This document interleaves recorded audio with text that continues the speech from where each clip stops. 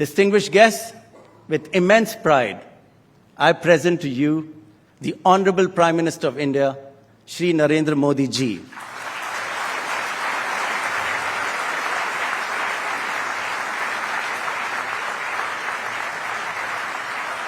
And before we call him up on stage, we'd like you to welcome the Prime Minister with the presentation of a shawl.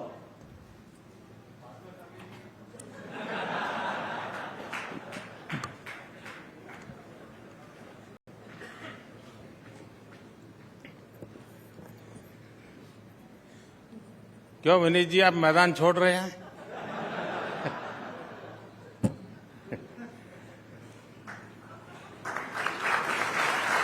मैं आपको वादा करता हूं, मैं ऐसी कोई कमेंट नहीं करूंगा जो आपको तकलीफ दे।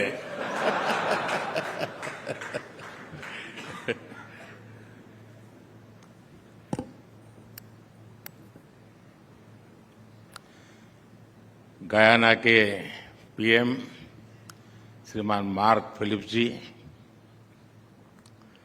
श्री विनीत जैन जी, इंडस्ट्री के लीडर्स, सीईओज, अन्य महानुभाव, देवी और सज्जनों, फ्रेंड्स, ग्लोबल बिजनेस समिट की टीम ने इस बार समिट की जो थीम रखी है, मैं समझता हूं वो थीम इटसेल्फ बहुत अहम है। डिसरप्शन, डेवलपमेंट और डाइवर्सिफिकेशन। आज के इस दौर में ये बहुत ही चर्चित शब्द है और डिसरप्शन, डेवलपमेंट एंड डाइवर्सिफिकेशन की इस चर्चा में कोई इस बात पर सहमत है कि भारत का समय है। This is India's time.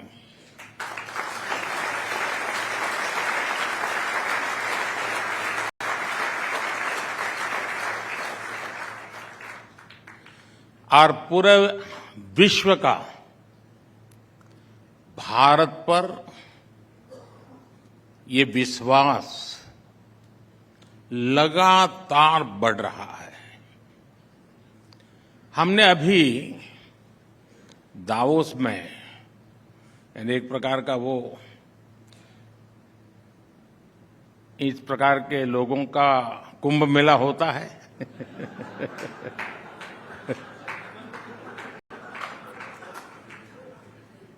वहां लिक्विड कुछ और होता है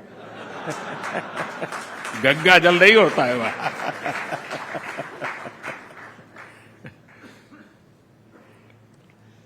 दावोस में भी भारत के प्रति अभूतपूर्व उत्साह देखा गया है। किसी ने कहा कि भारत एक अभूतपूर्व इकोनॉमिक सक्सेस स्टोरी है। ये जो दावोस में बोला जाता था, दुनिया के नीति निर्धारक बोल रहे थे। कोई बोला कि भारत का डिजिटल और फिजिकल इंफ्रास्ट्रक्चर नई ऊंचाई पर है। एक दिग्गज ने कहा कि दुनिया में अब कोई ऐसी जगह नहीं है जहां भारत का दबदबा न हो। एक बड़े पदाधिकारी ने तो भारत के सामर्थ्य की तुलना रेजिंग बुल से कर दी। आज दुनिया के हर डेवलपमेंट एक्सपर्ट ग्रुप में चर्चा है कि भारत 10 साल में ट्रांसफॉर्म हो चुका है। और अभी विनीत जी वर्णन कर रहे थे, उसमें काफी चीजें उसका जिक्र था। ये बातें दिखाती हैं कि आज दुनिया का भारत पर भरोसा कितना ज्यादा है। भारत के सामर्थ्य को लेकर दुनिया में ऐसा पॉजिटिव सेंटिमेंट पहले कभी नहीं था। भारत की सफलता को लेकर दुनिया में ऐसा पॉजिटिव सेंटिमेंट शायद ही कभी किसी ने अनुभव किया हो। इसलिए ही लाल किले से मैंने कहा है, यही समय है, सही समय है।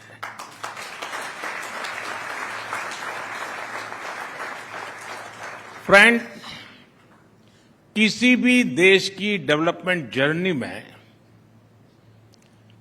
एक समय ऐसा आता है जब सारी परिस्थितियां उसके फेवर में होती हैं। जब वो देश अपने आप को आने वाली कई सदियों के लिए मजबूत बना लेता है। मैं भारत के लिए आज वही समय देख रहा हूं। और जब मैं 1000 साल की बात करता हूं तो बहुत ही समझदारी पूर्वक करता हूं। ये ठीक है कि किसी ने 1000 शब्द कभी सुना नहीं, 1000 दिन का नहीं सुना तो उसके लिए तो 1000 साल बहुत बड़ी लगती है। लेकिन कुछ लोग होते हैं जो देख पाते हैं। ये टाइम पीरियड, ये कालखंड वाकई अभूतपूर्व है। एक प्रकार से वर्चुअस साइकिल शुरू हुई है। ये वो समय है जब हमारी ग्रोथ रेट लगातार बढ़ रही है और हमारा फिस्कल डेफिसिट घट रहा है। ये वो समय है जब हमारा एक्सपोर्ट बढ़ रहा है और करंट अकाउंट डेफिसिट कम होती जा रही है। ये वो समय है जब हमारा प्रोडक्टिव इन्वेस्टमेंट रिकॉर्ड ऊंचाई पर है और महंगाई नियंत्रण में है। ये वो समय है जब अपॉर्चुनिटीज और इनकम दोनों बढ़ रही है और गरीबी कम हो रही है। ये वो समय है जब कंजम्पशन और कॉर्पोरेट प्रॉफिटेबिलिटी दोनों बढ़ रहे हैं और बैंक एनपीए में रिकॉर्ड कमी आई है। ये वो समय है जब प्रोडक्शन और प्रोडक्टिविटी दोनों में वृद्धि हो रही हो और ये वो समय है जब हमारे आलोचक ऑल टाइम लो है।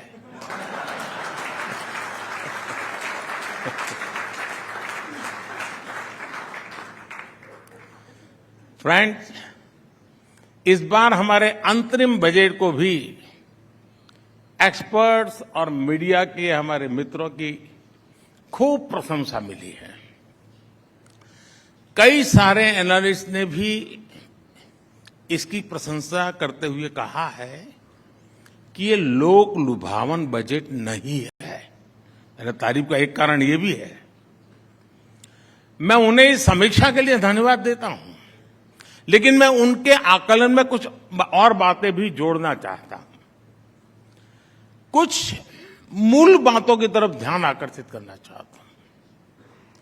अगर आप हमारे बजट या ओवरऑल पॉलिसी मेकिंग की चर्चा करेंगे तो आपको उसमें कुछ फर्स्ट प्रिंसिपल्स नजर आएंगे और वो फर्स्ट प्रिंसिपल्स हैं स्टेबिलिटी, कंसिस्टेंसी, कंटिन्यूटी।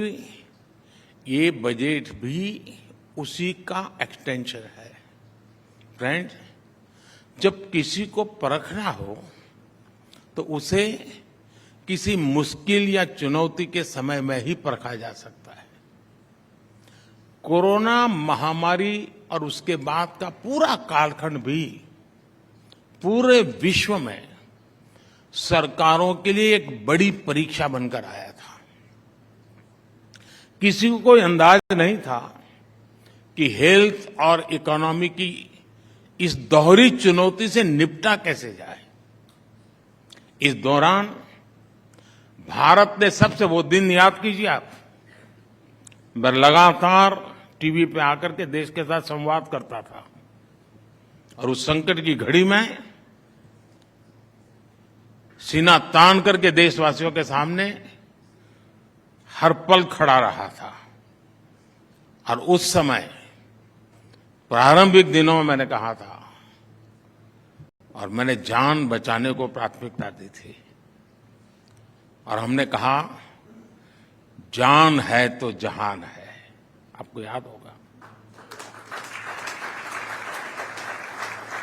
हमने जीवन बचाने वाले संसाधन जुटाने में, लोगों को जागरूक करने में पूरी शक्ति लगा दी। सरकार ने गरीबों के लिए राशन मुफ्त कर दिया।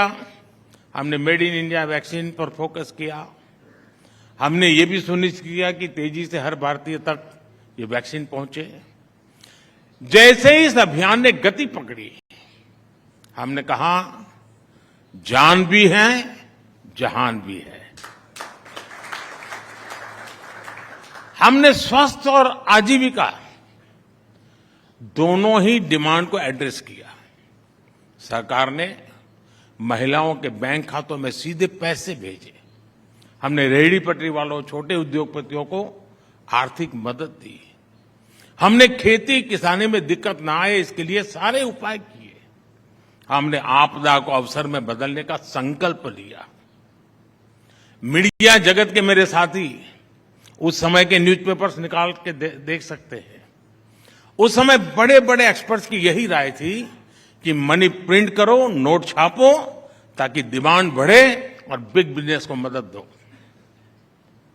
इंडस्ट्रियल हाउस वाले तो मुझे दबाव डाले, वो तो मैं समझ सकता हूं, वो तो आज भी डालेंगे। लेकिन सारे नोबेल प्राइज विनर भी मुझे यही कहते थे, दो बस यही चल रहा था। दुनिया की अनेक सरकारों ने ये रास्ता अपनाया भी था, लेकिन इस कदम से और भले कुछ हुआ नहीं, लेकिन हम देश की इकोनॉमी को हमारी मर्जी के हिसाब चला पाए और महंगाई, उन लोगों का हाल ये था कि आज भी महंगाई को कंट्रोल नहीं कर पा रहे हैं। जो रास्ता उन्होंने चुना उसके साइड इफेक्ट आज भी है। हम पर भी दबावने के बहुत प्रयास हुए थे। हमारे सामने भी ये सरल रास्ता था कि जो दुनिया कह रही है, जो दुनिया कर रही है, चलो हम भी उसमें बह चले। लेकिन हम जमीनी सच्चाइयों को जानते थे, हम समझते थे। हमने अनुभव के आधार पर अपने विवेक से कुछ निर्णय किए और उसका जो नतीजा निकला, जिसकी आज दुनिया सराहना कर रही है, दुनिया उसका गौरवगान कर रही है। हमारी जिन नीतियों पर सवाल उठाए जा रहे थे, वो हमारी नीतियां साबित हुई और आज इसलिए भारत की अर्थव्यवस्था इतनी मजबूत स्थिति में है। साथियों, हम एक वेलफेयर स्टेट है। देश के सामान्य मानवी का जीवन आसान हो, उसकी क्वालिटी ऑफ लाइफ सुधरे, ये हमारी प्राथमिकता है। हमने नई योजनाएं बनाई, वो तो स्वाभाविक है, बल्कि हमने ये भी सुनिश्चित किया कि हर पात्र लाभार्थी तक ये योजना का लाभ पहुंचना चाहिए। हमने सिर्फ वर्तमान पर ही नहीं, बल्कि देश के भविष्य पर भी इन्वेस्ट किया। आप ध्यान देंगे तो हमारे हर बजट में आपको 4 प्रमुख फैक्टर्स नजर आएंगे। पहला, कैपिटल एक्सपेंडिचर के रूप में रिकॉर्ड प्रोडक्टिव खर्च। दूसरा, वेलफेयर स्कीम्स पर अनप्रेसिडेंटेड निवेश।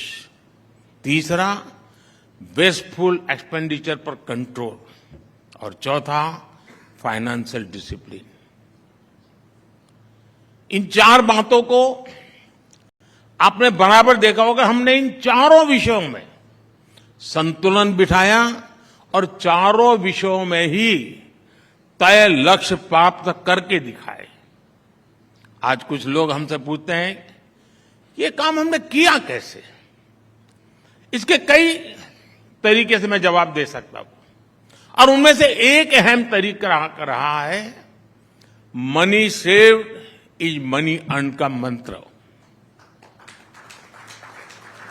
जैसे हमने प्रोजेक्ट तेजी से पूरा करके उन्हें समय पर खत्म करके भी देश के काफी पैसे बचाए। टाइम बाउंड तरीके से प्रोजेक्ट पूरे करना हमारी सरकार की पहचान बन रही है।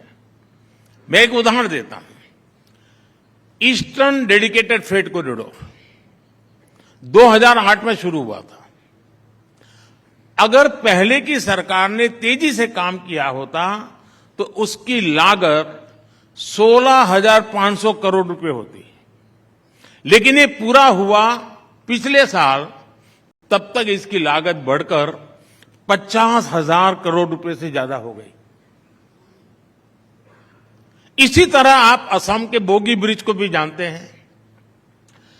इसे साल 1998 में शुरू हुआ था और इसे 1100 करोड़ रुपए के खर्च से पूरा होना था। 1100 खर्च। आपको जानकर के भारी होगी क्या हुआ होता, लेकिन बाद में हम आए, हमने इसको जरा तेज गति लगाई। 98 से चल रहा था मामला, हमने 2018 में उसको पूरा किया। फिर भी जो 1100 करोड़ का मामला था वो 5,000 करोड़ पर पहुंच गया। मैं आपको ऐसे कितने ही प्रोजेक्ट गिना सकता हूं। पहले जो पैसा बर्बाद हो रहा था वो पैसा किसका था? वो पैसे किसी नेता की जेब से नहीं आ रहा था। वो पैसा देश का था, देश के टैक्स पेयर का पैसा था, आप लोगों का पैसा था। हमने टैक्स पेयर्स मनी का सम्मान किया। हमने परियोजनाओं को तय समय पर पूरा करने के लिए पूरी ताकत लगा दी।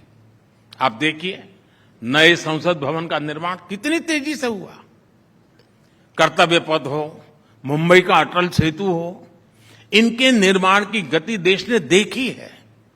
इसलिए ही आज देश कहता है जिस योजना का शिलान्यास मोदी करता है उसका लोकार्पण भी मोदी करता है।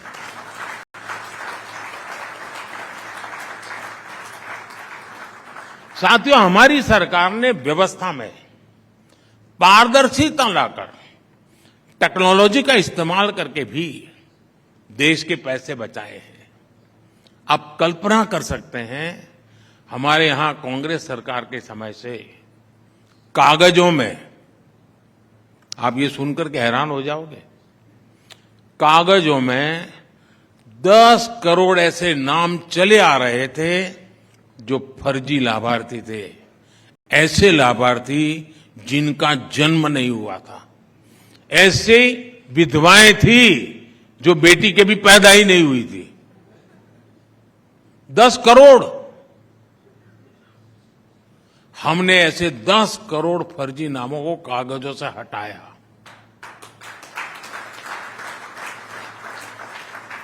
हमने डायरेक्ट बेनिफिट ट्रांसफर स्कीम शुरू की।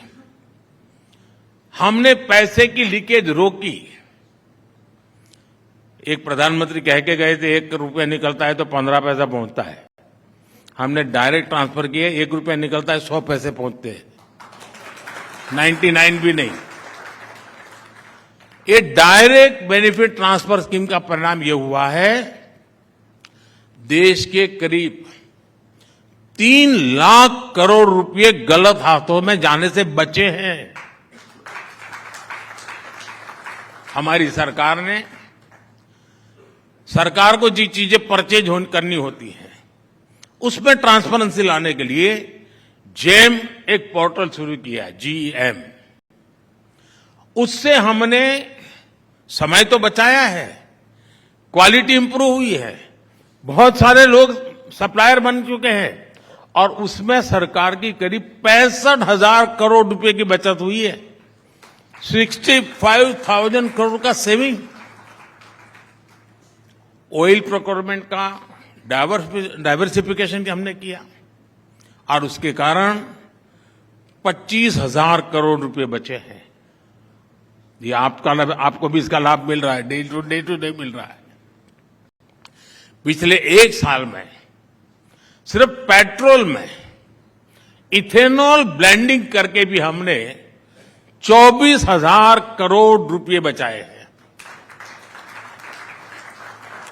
और इतना ही नहीं, जिस स्वच्छता अभियान का कुछ लोग मजाक उड़ाते हैं, ये देश का प्राइम मिनिस्टर स्वच्छता की बातें करता रहता है। स्वच्छता अभियान के तहत हमने सरकारी इमारतों में जो सफाई का मैं काम करवाया, उसमें से जो कबाड़ निकला वो बेच करके मैं 1100 करोड़ रुपए कमाया हूं।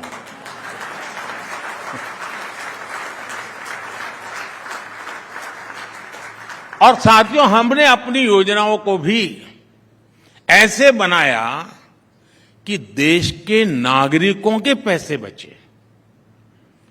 आज जल जीवन मिशन की वजह से गरीबों को पीने का शुद्ध पानी मिलना संभव हुआ। इस वजह से बीमारी पर होने वाला उनका खर्च कम हुआ है। आयुष्मान भारत ने देश के गरीब पे 1 लाख करोड़ रुपए खर्च होने से बचाए हैं और उसका उपचार हुआ है। पीएम जन औषधि केंद्र पर 80% डिस्काउंट, और हमारे देश में डिस्काउंट की एक ताकत होती है। कितना ही बढ़िया स्टोर हो, कितना ही बढ़िया माल हो, बगल वाला 10% डिस्काउंट लिखे तो सारी महिलाएं वहां चली जाएगी। 80% डिस्काउंट से हम देश के मध्यम वर्ग और गरीब परिवारों को दवाई देते हैं जन औषधि केंद्र में। और उससे जिन्होंने वहां से दवाई खरीदी है, उनके 30,000 करोड़ रुपए बचे हैं। साथियों, मैं वर्तमान पीढ़ी के साथ ही आने वाली अनेकों पीढ़ियों के प्रति भी जवाबदेह हूं। मैं सिर्फ रोजमर्रा की जिंदगी पूरी करके जाना नहीं चाहता हूं, मैं आप आने वाली पीढ़ियों का भविष्य सुरक्षित करके जाना चाहता हूं।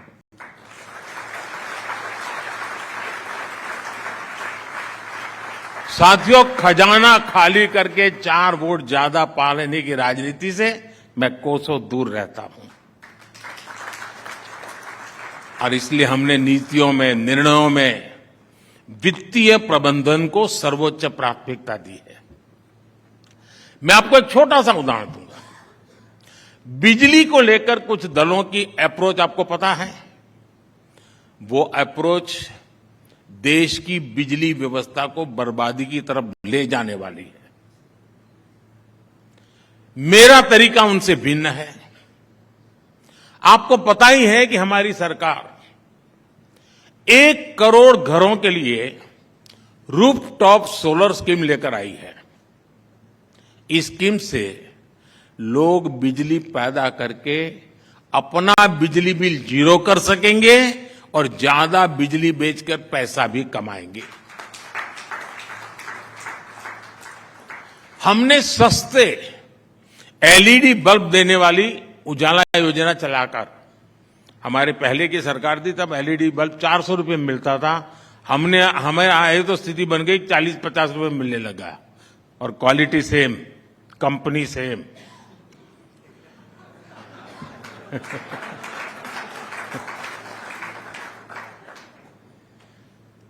एलईडी के कारण बिजली बिल में लोगों के करीब करीब 20,000 करोड़ रुपए बचे हैं। साथियों, यहां तो आप सब, यहां बहुत बड़ी मात्रा में सीजन पत्रकार भी बैठे हैं। आप जानते हैं 7 दशक पहले से हमारे यहां गरीबी हटाओ के नारे दिन रात दिए जाते रहे। इन नारों के बीच गरीबी तो हटी नहीं, लेकिन तब की सरकारों ने गरीबी हटाने का सुझाव देने वाली एक इंडस्ट्री तैयार जरूर कर दी। उनको उसी से कमाई होती थी। कंसल्टेंट सर निकल पड़े थे। इस इंडस्ट्री के लोग गरीबी दूर करने का हर बार नया नया फॉर्मूला बताते जाते थे और खुद करोड़पति बनते जाते थे।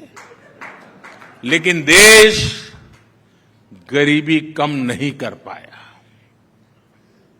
सालों तक एसी कमरों में बैठकर वाइन एंड चीज के साथ गरीबी हटाने के फार्मूले पर डिबेट होती रही और गरीब गरीब ही बना रहा।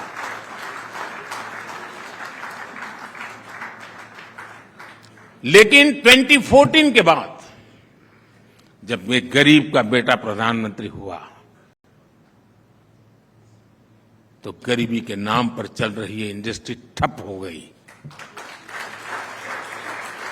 मैं गरीबी से निकलकर यहां पहुंचा हूं, इसलिए मुझे पता है कि गरीबी से लड़ाई कैसे लड़ी जाती है।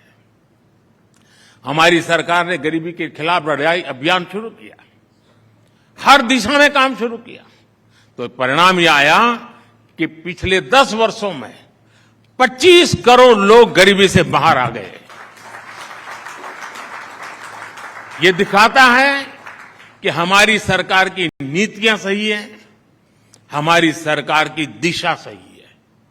इसी दिशा में आगे बढ़ते हुए हम देश की गरीबी कम करेंगे, अपने देश को विकसित बनाएंगे। साथियों, हमारा गवर्नेंस मॉडल 2 धाराओं पर एक साथ आगे बढ़ रहा है। एक तरफ हम 20वीं सदी की चुनौतियों को एड्रेस कर रहे हैं जो हमें विरासत में मिली है,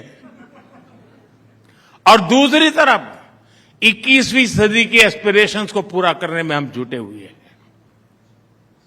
हमने कोई काम छोटा नहीं माना। दूसरी तरफ हम बड़ी से बड़ी चुनौती से टकराए, हमने बड़े लक्ष्यों को हासिल किया। हमारी सरकार ने अगर 11 करोड़ शौचालय बनाए हैं तो स्पेस सेक्टर में भी नई संभावनाएं बनाई है। हमारी सरकार अगर गरीबों को 4 करोड़ घर दिए हैं तो 10,000 से ज्यादा अटल टिंकरिंग लैब्स भी बनाए हैं। हमारी सरकार ने अगर 300 से ज्यादा मेडिकल कॉलेज बनाए हैं तो फ्रेट कॉरिडोर, डिफेंस कॉरिडोर का काम भी बहुत तेजी से चल रहा है। हमारी सरकार ने वंदे भारत ट्रेनें चलाई हैं तो दिल्ली समेत देश के कई शहरों में करीब 10,000 इलेक्ट्रिक बसें भी चलवाई है। हमारी सरकार ने करोड़ों भारतीयों को बैंकिंग से जोड़ा है तो वहीं डिजिटल इंडिया से, फिनटेक से सुविधाओं का सेतु भी बनाया है। साथियों, इस हॉल में अभी देश दुनिया के तमाम विचारक और उद्योग जगत के गणमान्य महानुभाव बैठे हैं।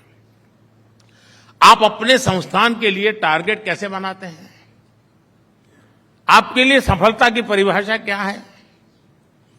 बहुत से लोग कहेंगे कि हम पिछले साल जहां थे वहां से अपना टारगेट तय करते हैं कि पहले 10 पर थे तो 12 पर जाएंगे, 13 पर जाएंगे, 15 पर जाएंगे। अगर 5-10% की ग्रोथ है तो इसको अच्छा मान लिया जाता है। मैं कहूंगा कि यही कर्स ऑफ इंक्रीमेंटल थिंकिंग है। ये इसलिए गलत है क्योंकि आप खुद को दायरे में बांध रहे हैं, क्योंकि आप खुद पर भरोसा करके अपनी गति से आगे नहीं बढ़ रहे हैं। मुझे याद है, मैं सरकार में आया था तो हमारी ब्यूरोक्रेसी भी इसी सोच में फंसी हुई थी।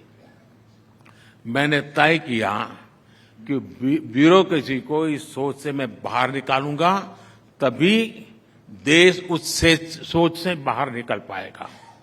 मैंने पिछली सरकारों से कहीं ज्यादा स्पीड से, कहीं बड़े स्केल पर काम करना तय किया और आज इसका परिणाम दुनिया देख रही है। कई ऐसे सेक्टर हैं जिनमें बीते 10 सालों में इतना काम हुआ है जितना पिछले 70 साल में, 7 दशक में नहीं हुआ है। यानी 7 दशक और 1 दशक की तुलना कीजिए आप। 2014 तक 7 दशक में करीब 20,000 किलोमीटर रेलवे लाइन का इलेक्ट्रिफिकेशन हुआ।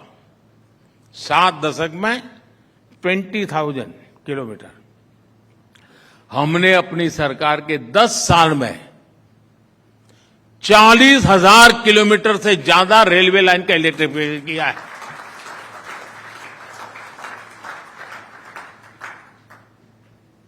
अब मुझे बताइए, कोई मुकाबला है?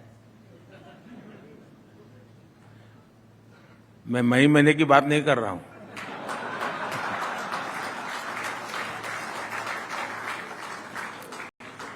ट्वेंटी 2014 तक 7 दशक में 4 लेन या उससे अधिक के करीब 18,000 किलोमीटर नेशनल हाईवे बने।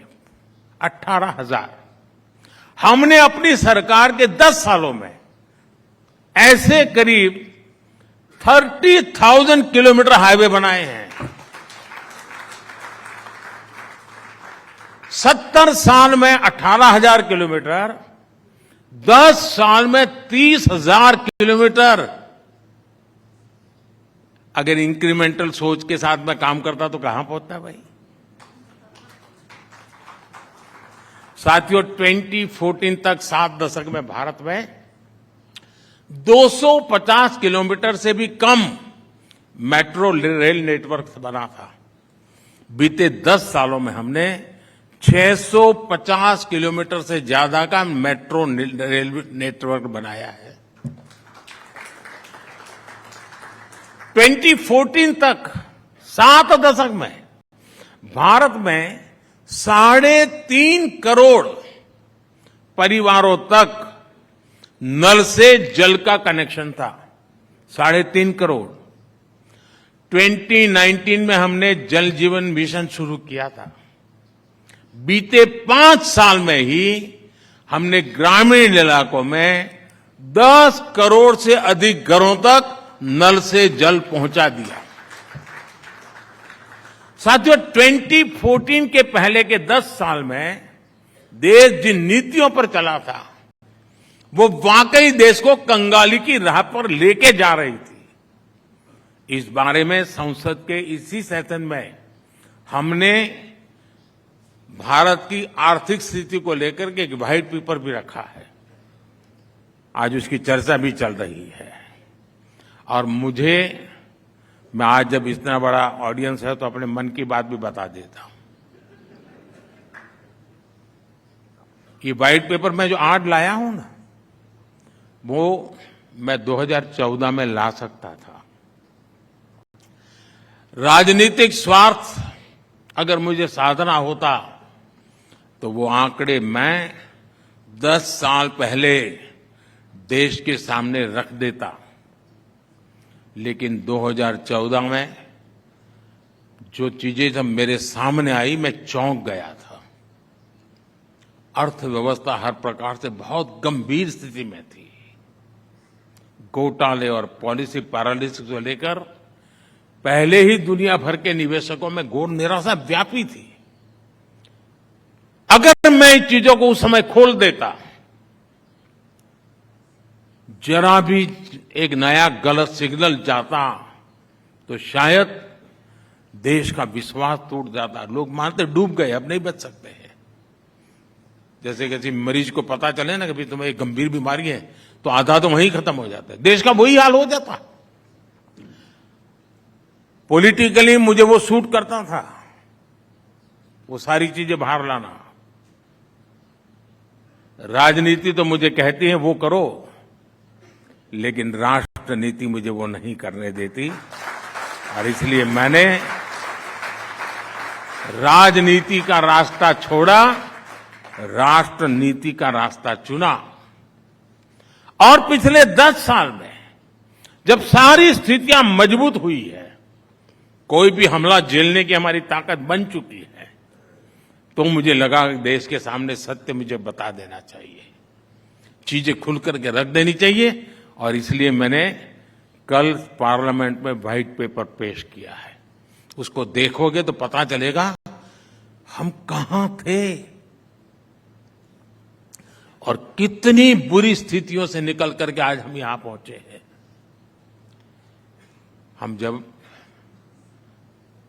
साथियों, आज आप भारत की उन्नति की नई ऊंचाई देख रहे हैं। हमारी सरकार ने अनेकविध काम किए हैं। और अभी मैं देख रहा था कि दूसरा की तीसरी इकोनॉमी हमारे विनीत जी बार बार कह रहे थे। और किसी को आशंका नहीं है।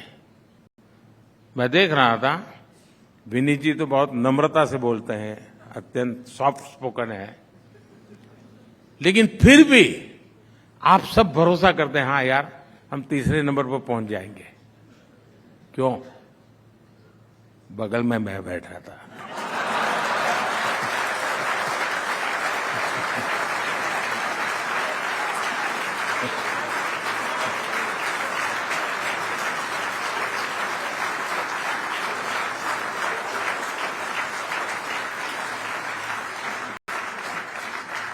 और मैं आपको गारंटी देता हूं, हमारे तीसरे टर्म में देश इकोनॉमी में दुनिया में नंबर 3 तक पहुंच जाएगा।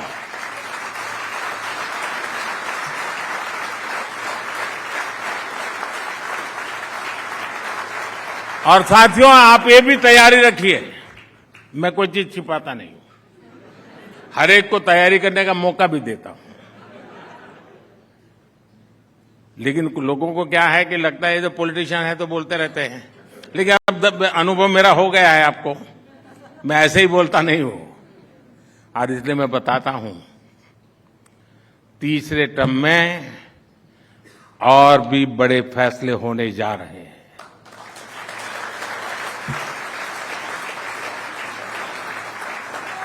भारत की गरीबी दूर करने, भारत के विकास को नई गति देने के लिए हमने नई योजनाओं की तैयारी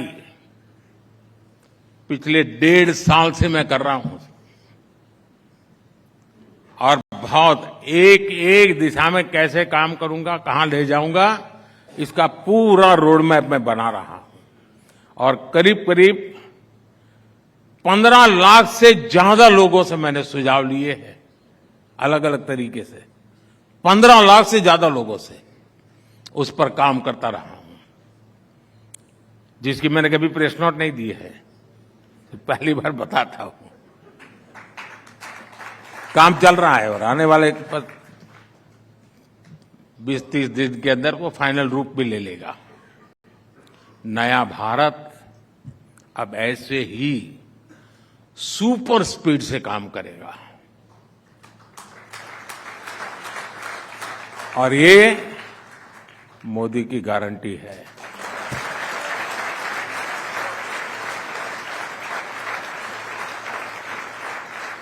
मैं आशा करता हूं कि इस समिट में सकारात्मक चर्चाएं होगी, बहुत से अच्छे सुझाव निकल करके जाएंगे, जो हमको भी जो रोड मैप तैयार हो रहा है उसमें काम आएंगे।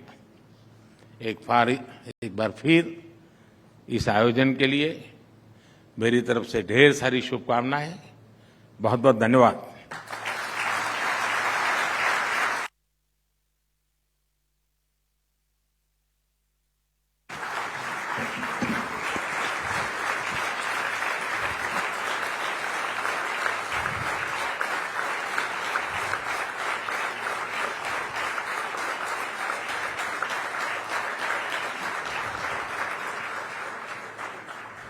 प्रधानमंत्री जी, वाकई आपका कोई मुकाबला नहीं, और मैं भी मई की बात नहीं कर रही हूं, फरवरी की ही बात कर रही हूं।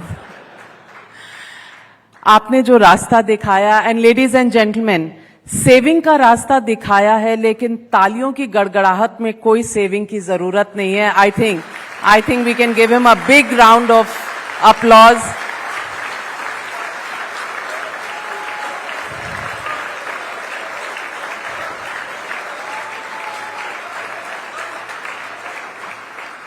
कॉन्फिडेंस और मार्गदर्शन आपका हमें मिलता रहा है, मिलता रहेगा, ऐसा आपने आश्वासन दे दिया है और आपकी गारंटी भी है।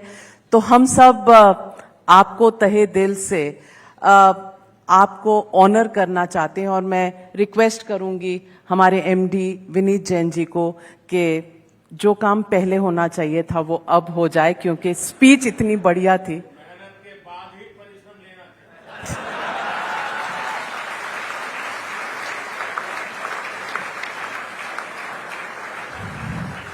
और हमारी गलती को हाईलाइट ना करने का जो आपने बड़प्पन दिखाया, उसके लिए भी बहुत बहुत धन्यवाद। लेकिन can I call up on stage and MD Vineet Jain ji, if you can honor the Prime Minister.